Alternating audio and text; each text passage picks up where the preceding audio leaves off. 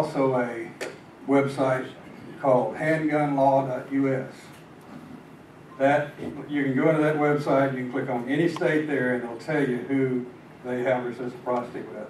If you're going from one state to the other, it's your responsibility to know what that other state's laws are.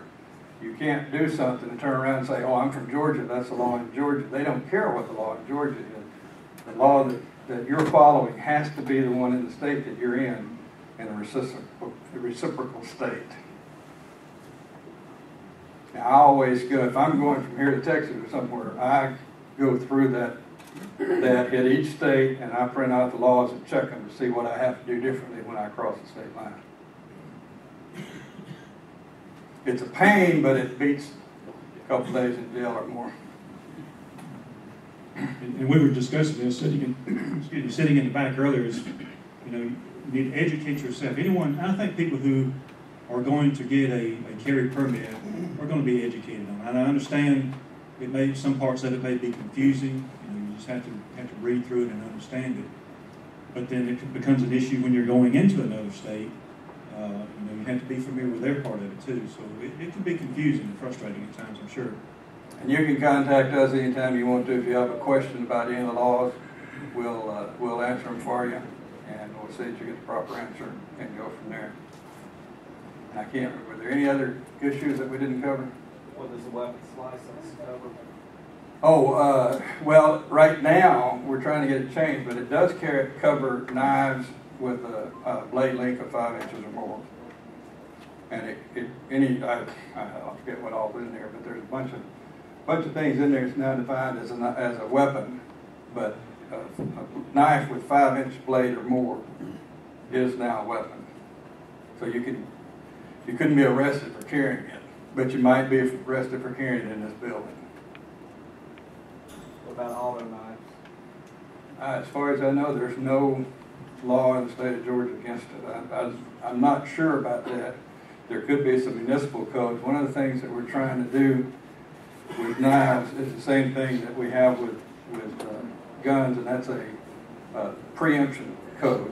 1611-173 is a preemption code that says only the state can control guns. And we want to do the same thing with knives, so that you'll know when you go into some city, you're legal. Because if you were legal in Peachtree City, then you're going to be legal in Fairburn, you're going to be legal in Fayetteville. And that's what we want. We don't want you to have to, I don't want to have to try to remember all these laws in 700 counties and cities that we have here in Georgia. So we're working on that.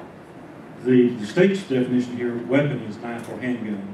Oh. And you look at the definition of knife is a cutting instrument designed for the purpose of offense or defense, consisting of a blade that's greater than 5 inches in length, which is fastened to a handle. That's the state's definition. Could you talk a second on what constitutes public assembly and how that relates to carrying on to the old laws? There was a lot of confusion because you could have said, well, any two people could constitute public assembly, and I think that was addressed in the law. That was a public gathering law is what you're referring to, not public assembly. The public gathering law, after only 140 short years, was repealed last June. There is no public gathering law anymore. Now you're faced with a list of places where you cannot carry. You can't carry in government buildings, can't carry in courtrooms, churches or places of worship, prisons and jails, mental institutions, nuclear power plants within 150 foot of a polling place, and bars unless you have permission from the owner. But you have to get the permission before you go in there. You can't walk in with your gun and say, can I have permission? Because you get arrested by the policeman sitting over there carrying his gun because he's got permission. And also, of course, there's schools and federal buildings that you can't carry into. What about a restaurant that has a bar? That's fine. No problem. Applebee's, Longhorns. I think I'm going there tonight. I think the definition is if it's primarily for food consumption. Food consumption is there. 51. The restaurant has to make 51% or more of its revenue from food. Yes, sir. My understanding is that actually changed, and in Senate Bill 308 it changed over to where the sale of food was inconsequential to the sale of alcohol. So basically, if you have a place that sells alcohol and pretty much just basic bar food, you might have a couple burgers, something like that, that's a bar. But if it's some place that's like Hooters that sells 60 or 70% of their, stuff is alcohol, you can still carry that, from my understanding. You can carry there if it is a bar.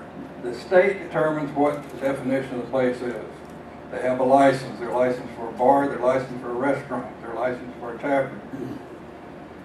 And whatever that says on their license is what they are. And if it says bar on there, you better get permission before you go in there, or you could wear some nice brass handcuffs with good plating. The restaurant, if it's a restaurant, then you can carry into it. And you can have a drink while you're in there. Hi. We're from Indiana. We belong to a group back there called Second Amendment Patriots. We're not that familiar with Georgia laws, and we have a lifetime carry license. Do they offer that in Georgia? Right now, no. We do not have one here in Georgia. We have talked about it. We've tried to get it before, and we will probably try to get it again. But we do not have one here. What about in school zones? I know that they're really tight. You mean somebody besides us needs to hear it? I'm concerned about the issue of school zones. I know that you're not allowed to carry on school property. If you have a weapon in your automobile, like picking up a child but you're not getting out of the car, is that a problem? Or what even about going down the road if it's prohibited in a school zone? I go through a street that says I am now in a school zone, and I am in violation just by driving down the road with one wheel. You want to answer that?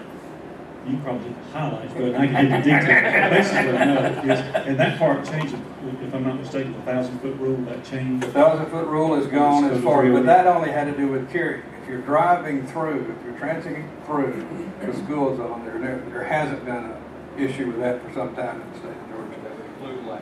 You can carry, you can drop off and pick up a child at school.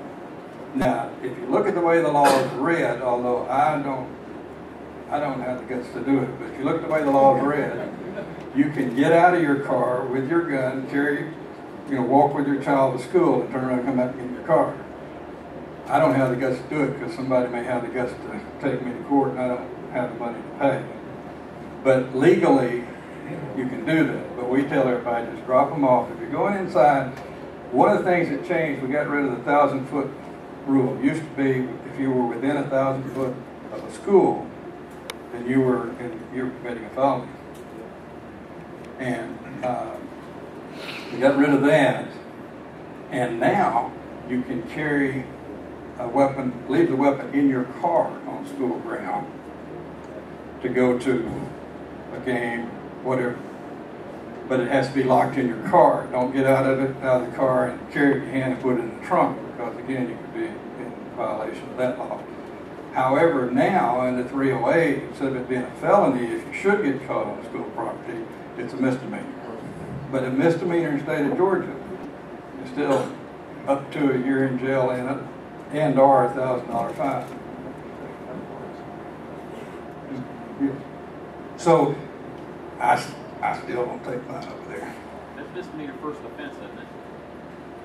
Yes. Second offense, carry without a license. No, he's talking about owning school property. I'm asking first offense, misdemeanor, second felony.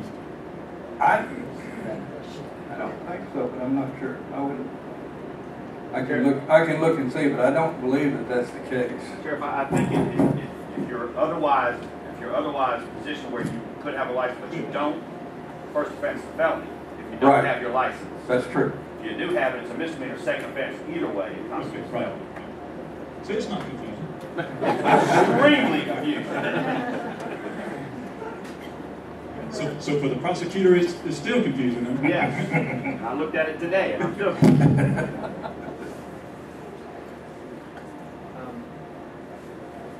Can y'all hear me? Okay, there we go. With my question earlier about the church, wasn't the church was meeting in the government building? Is that the church was meeting in basically a rental building? It was a public building, but during the week, it's, you know, we meet there. Are people allowed to carry in the situation like that, or is it still considered a place of worship? I'm not talking about a wholly owned, you know, a church that owns the grounds. I'm talking about churches like renting a building. As long as the church is not in session during the week, if it's a rented building, that you only rent one day during the week, or one night, or one evening, whatever you meet there, then it's legal any other time. When they're in church, meeting there, you can't. It's their office and everything else. It's still considered. The church's office? Yeah, they house their office. They don't own the building, but it's during the week. Sorry, during the week they, you know, it's a couple of places like 800 Commerce Drive where we used to meet, and also on Dividend where we meet now.